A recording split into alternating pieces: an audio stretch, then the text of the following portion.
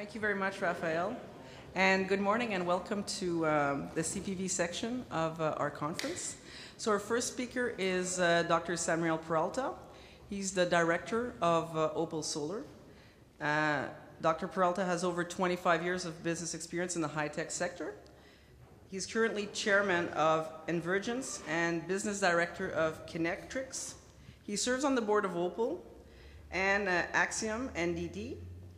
Previously, he headed Vadis, a smartphone software developer, and was also CTO of OH Solar, which is was a company in Silicon, and based on an acquisition from Texas Instrument. He also served in key positions at Ontario Hydro and at the Ontario Laser and Lightwave Research Centre in Toronto. He has a PhD in physics from the University of Wales, and he also has completed studies at the Rockland School of Management, the Schoolish School of Business, and the Edinburgh Business School. Dr. Peralta has received awards from the high-tech community for digital publishing and laser inspection. He has authored over 150 papers, holds patents on tritium batteries, and has been invited at numerous conferences ranging from the IEEE to NATO Advanced Research Studies. Please welcome Dr. Peralta.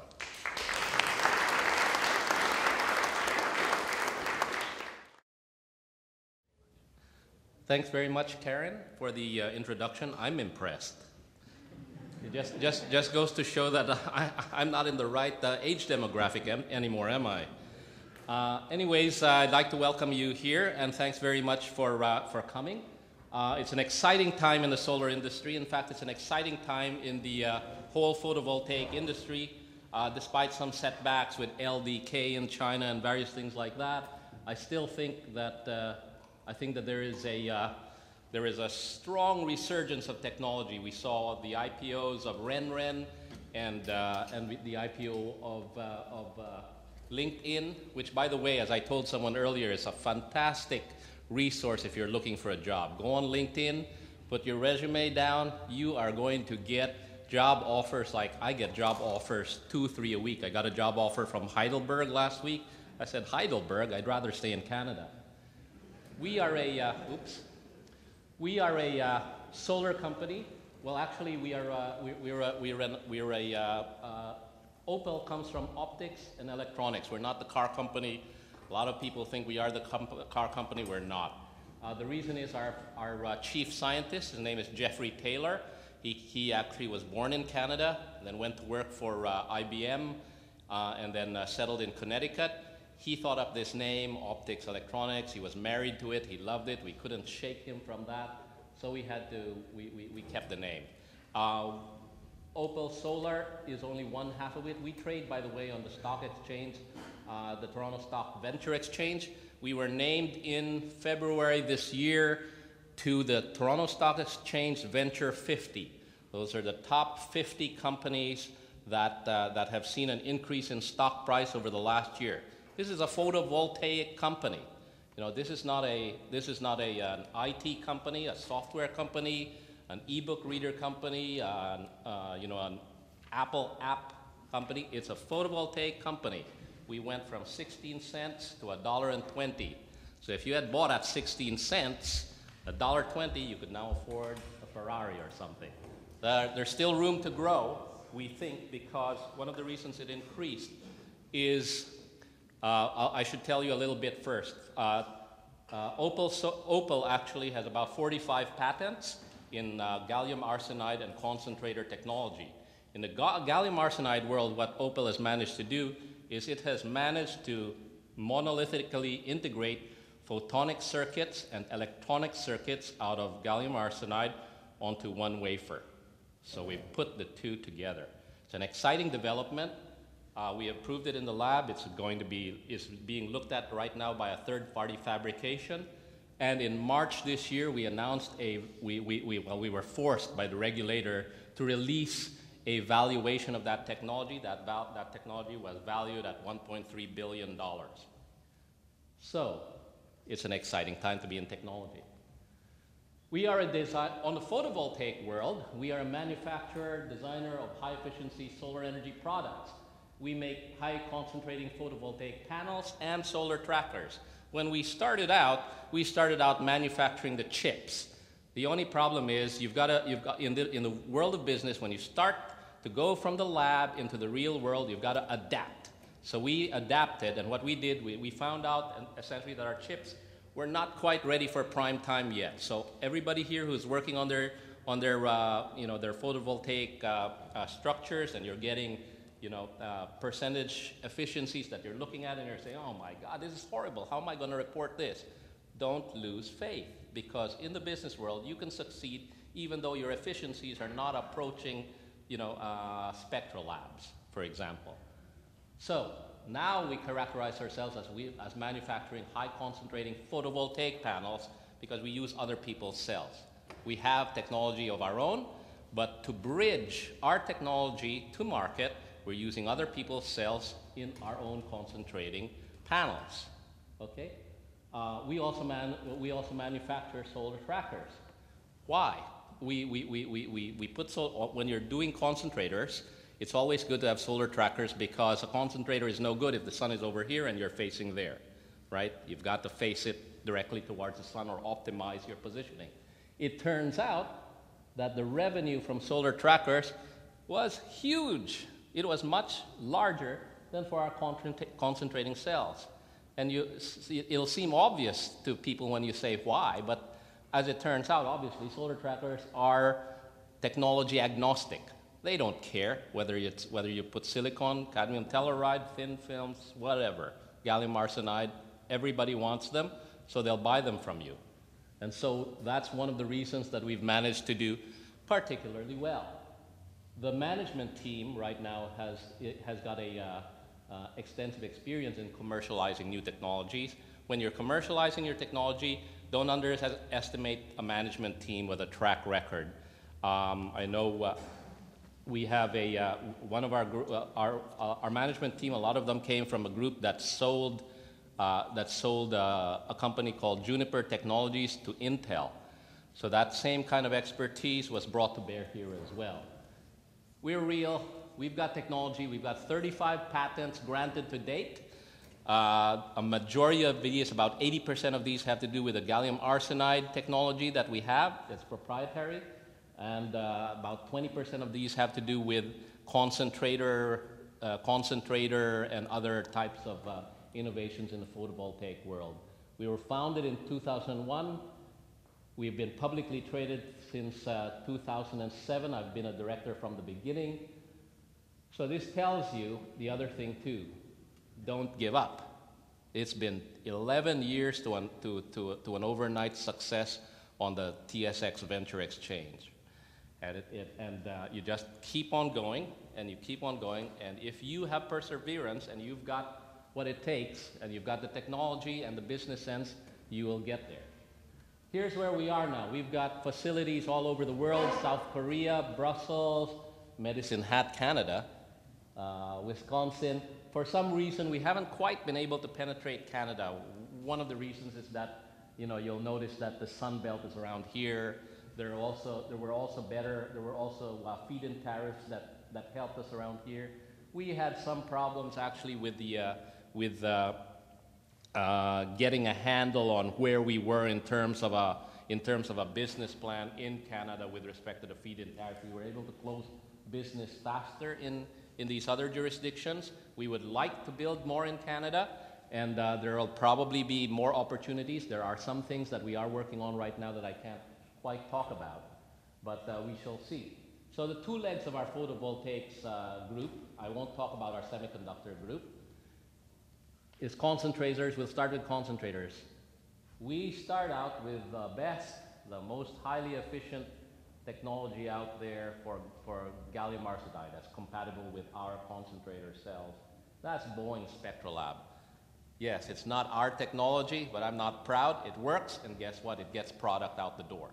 What happens is we've designed our trackers, our concentrator panels, such that when our cells are ready, they will be drop-in compatible with Spectrolab's cells, and then we will have our own cells in there. We believe that our technology has several advantages over the Boeing work. It's hard to describe at the moment where there will be integration of the photonic side and the electronic side will be something that I can say. Imagine, for example, the inverter integrated onto your solar cell. That's one example that I can talk about where you can actually save costs and make your cell operate at a lower, at a more optimum range. Some of our technologies have to do with the concentrator. Right now we use an acrylic Fresnel lens, which focuses it down onto your gallium arsenide cell. Very standard stuff, nothing big about that. What the challenge is here, and this is the real world challenge, we had people at the Photonics Center here in Ottawa working on optimizing this for the geometry of this, and we did that. The problem is when you get to the real world, how do you manufacture that? What's your yield like? You'll find there's a lot of breakage, things like that, and that's reality. So a lot of the work that goes on when you transfer from the lab to the real life is increasing yield, trying to design processes so that you're more efficient and you don't waste materials. We recently received a patent, I believe, for this. It's a shutter type, it's an elongated type arrangement with a high concentration ratio of 1 to 500, triple junction cell, and that basically concentrates it. You've got a 90-watt output power. We found also that high concentration isn't always great in the field. When you actually go in the field, you'll find that some lower concentrations are also useful. So we've actually expanded the high concentration line into a medium and a low concentration line to accommodate different kinds of cells. Right now the high concentration cells are perfect for high concentration, panels are perfect for these triple junction gallium arsenide cells. Just a comparison between, and you've seen this before, the average efficiency of your silicon flat base, 13 to 19%. We get 24 to 28% out of this arrangement with 40% better real estate utilization. We get more power generated as well in real world environments versus silicon because of the lower temperature coefficient of gallium arsenide. Here, for example, is a graph that shows you the operation of silicon versus gallium arsenide in real world environments, tracking it over the time of day, essentially, with respect to solar irradiation, and you can see the gap in between these two. You've seen that before. In real life, you can see here's fixed flat panel installation that covers 6 acres.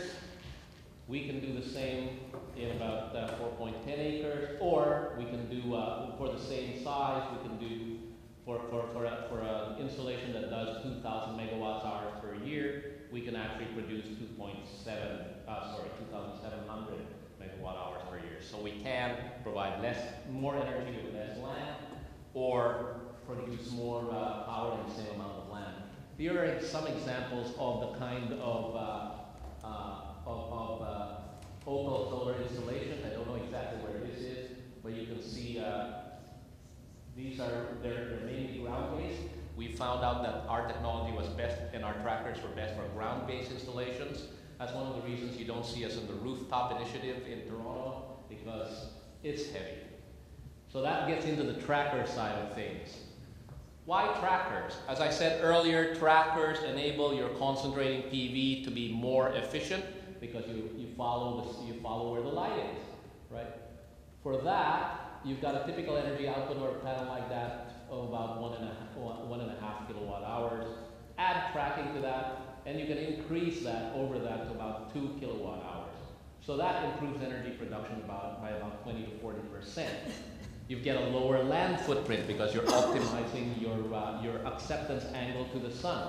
You can get different increases in your output by moving from fixed to single axis, just one tilt, to a dual axis. And the kind of improvements that you get are, for example, here for a fixed tilt latitude. Here's your baseline kilowatt hours. your single axis horizontal, and your dual axis tracker. So you've got a 23.1% improvement over fixed here. If you're going dual, the improvement over fixed is 30%. And you can see there's only a small incremental increase, although it may be useful in some jurisdictions in going from a single axis to a dual axis tracker. But there still is an improvement. If you do the actual installation, and this is the kind of spreadsheet that people like to see when you're pitching a project to business. What a business likes is they're really technology agnostic. They want to see at the end of the day the watts produced, the dollars, what the payback time is. And so you can see the incremental yield and a 20% reduction in the cost of kilowatt hours in going to trackers. Cumulative cash flow. This is another graph that the business groups like to see. You can see over, I think this is a 20-year project. You can see that at the end of the year, you've got an additional $33 million in additional cash flow in the first 20 years. That's real money. So what that means is, although you've got a big capital up front in order to put your installation together, that additional cash flow may be the difference in getting the project done or not, because then the project can go to a financing institution and say, here's my cash flow. If I do it with tracking systems, bank says yes, rather than bank says no. We started with an exclusive partnership with Fena. I believe they're a Spanish company that we started with their trackers. We evaluated various trackers in the world, and then we found out we liked them. We got along very well together. We liked their technology, and we improved their technology as well. So now we are the exclusive distributor as well as a North American manufacturer of these trackers. They're fully compatible with our own panels. We have a master controller for network-driven installations, and this we've done to be wireless. And we've recently introduced a large-scale single-axis tracker suitable for utility-scale solar fields. As I told you, there's not a huge difference between, about a 5-6% difference between a single-axis and dual-axis tracker. But when you do a dual-axis tracker, the reality is you're going to have higher maintenance costs, right? There's more moving parts, more mechanical parts. So these increased maintenance costs are things that a utility-scale operation have to deal with. And so if you can lower their maintenance costs, the better.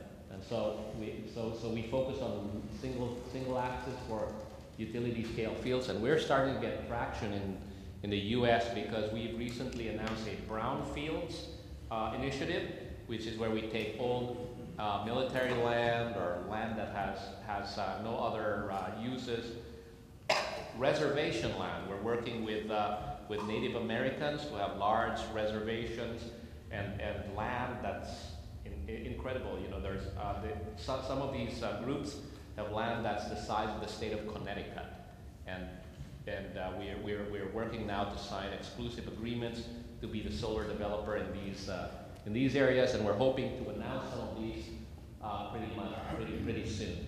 This is a product in our catalog, the TF800, that's fully equipped, peak watt of about 10 kilowatts, mounting system adaptable to any terrain except your rooftop, and that's your rotation capability. In a typical application, the tracker can increase the yield of silicon flat plate, and notice I talk about silicon flat plate. I told you our tracker is technology agnostic by as much as 25% compared to fixed tilted installations. And so what we've done here is we've produced a system, and it's an engineered system that is actually of interest, that's attractive to groups that want to put together utility scale operations. An interesting thing, there was a lot of engineering work that went into just these mounts to shorten the amount of time and to shorten the maintenance cycle that utilities have to go through in order to put this together. Building a business, as researchers, as scientific people, and I've got a PhD in physics, so I still consider myself a scientific person. A lot of work has to be done beyond the physics in order to get photovoltaics accepted in the real world. And so it was just amazing to me to see the amount of time that our engineers spent on re-engineering just these footings and structures. I'll pass this. This is just another thought about why trackers can be good. It does answer the question of what do you do in terms of wind shear in the real world? What do you do in terms of when snow falls? Well, when you've got wind shear in parts of Germany and you've got the tracked systems, the software automatically turns your trackers to the horizontal position or whatever position is most appropriate. So you get as much wind as you like. Nothing happens to your system. It minimizes the amount of maintenance work that has to be done after a particularly bad windstorm. Same thing with snowstorms or snow cover. If you can minimize the amount of snow that stays on your solar cell, that means you don't have to pay the person to go out and sweep the roofs as much. It's a savings in cost over the lifetime of the installation. Never underestimate these costs. So, a summary of the advantages of the TF800: lower cost per watt, low cost of installation, large capacity, backtracking feature, allows increased kilowatt hour per unit area while eliminating shading, and simplified maintenance.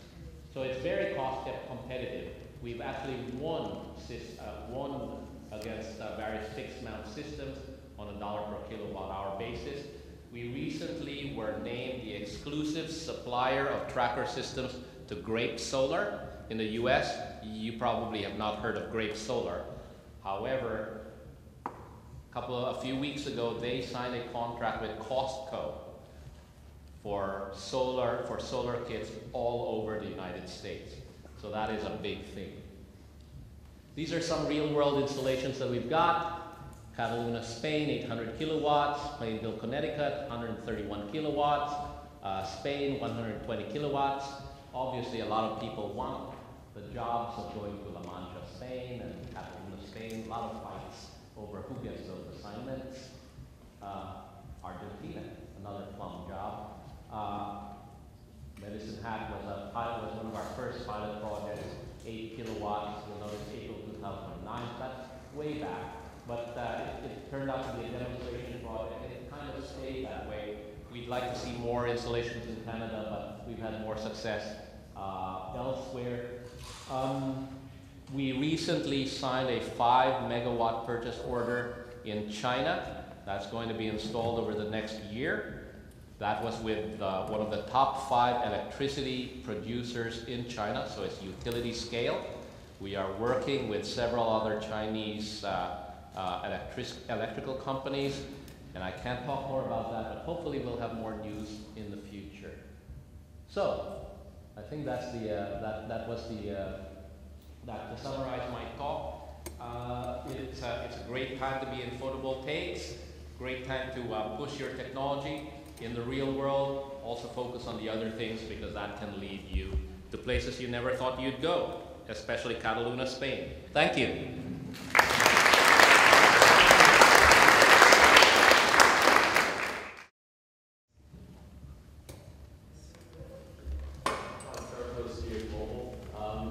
I was just wondering, I'm assuming you've been in talks with the OPA about ACPD being part of their breakdown on the FIT and microfit programs. Have you had any feedback from them, and any positive feedback from them? I can't tell you definitively, because I'm not the person talking to the OPA on this. We have people who are working with them, and so I can't answer. I don't know.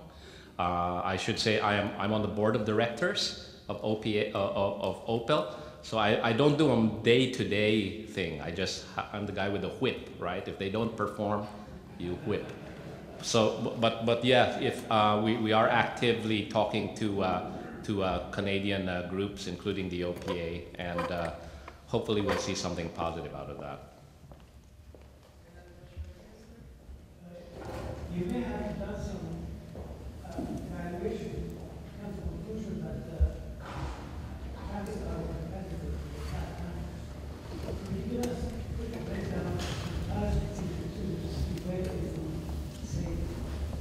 Oh, sorry.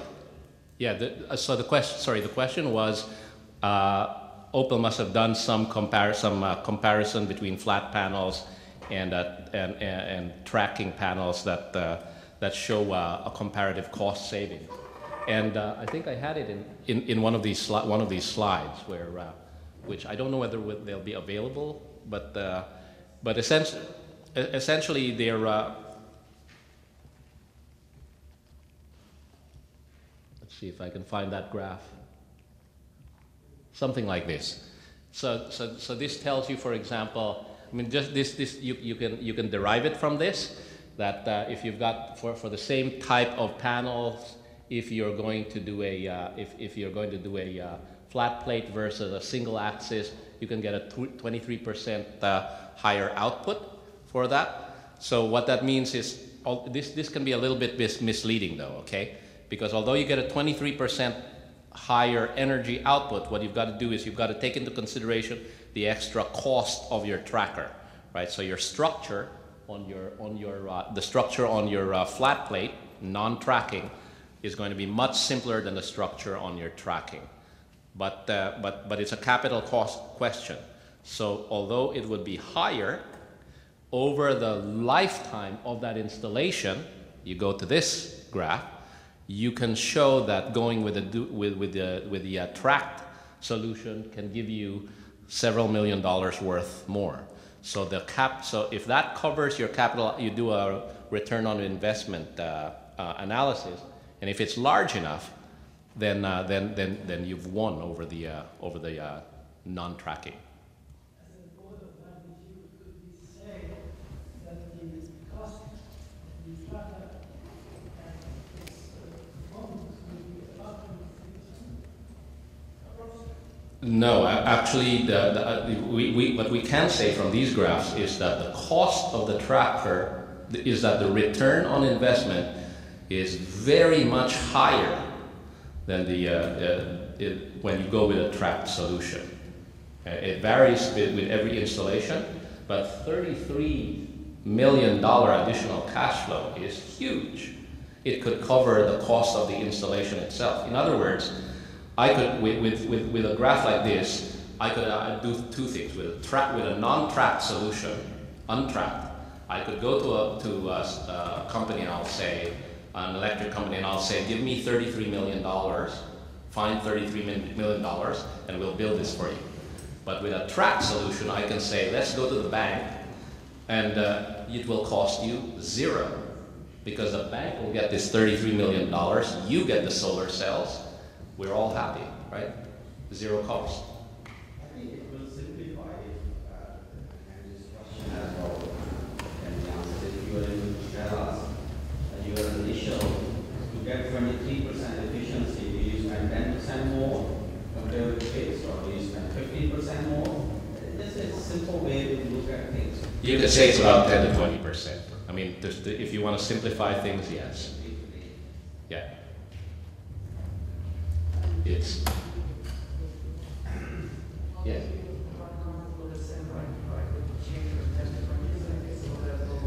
Yeah,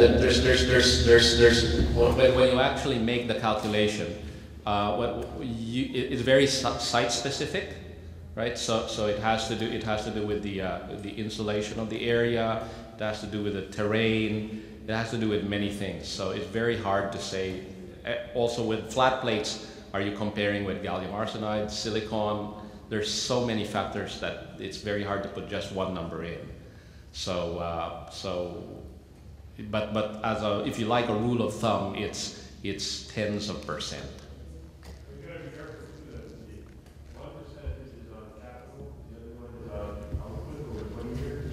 These 2% Are not different. be compared directly. That's right. When you're building projects, this is what they look at, right? I mean, in the end, nobody really cares. We found that although it's great to say you're using the highest efficiency solar cells in the world, 30, 40% or whatever it is, in the end, whether the project gets funded or not doesn't depend on how efficient your solar cell is.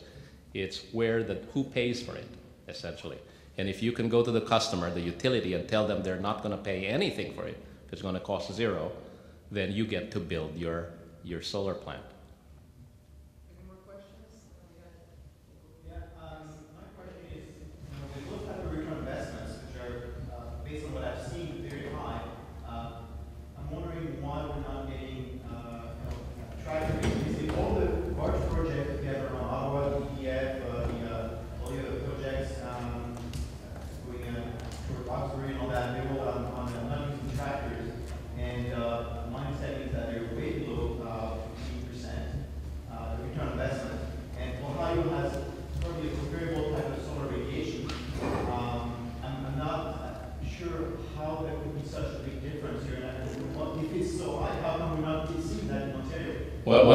questions is why are we not seeing, if the difference is so compelling, why are we not seeing more tracking applications? There's many, and why we're not seeing this in Ontario. One of the reasons is Ontario isn't, the insulation in Ontario isn't ideal for the type of, is more diffuse. So for concentrating cells, for example, for tracking, it's not as huge an advantage as it is in other jurisdictions. The other thing is that when you, in real life, when you have to, when you're actually proposing these installations, the tracker systems have to undergo standards and tests. So there are IEC tests, IEEE tests. For regular, and a lot of the trackers still have to go through this sort of regulatory process. The non-tracking systems have already done that. They've already done that in the past. So it's much easier when they put in a project and say, here it is, all of that is already passed. We've got several projects, for example, where we're working with large integrators of the world. And for us to work with them, we have to qualify our tracking systems. And the tracking systems that we're using are not qualified in certain jurisdictions of the world yet. They're undergoing qualification, and we expect that once the tracking systems have passed qualifications, you'll see more of them. Based on the cash flow that you are presenting here, do you know of any Canadian bank that has financed such a megawatt solar plant? And if so, who are these banks? Can you name them? Which bank? Canada.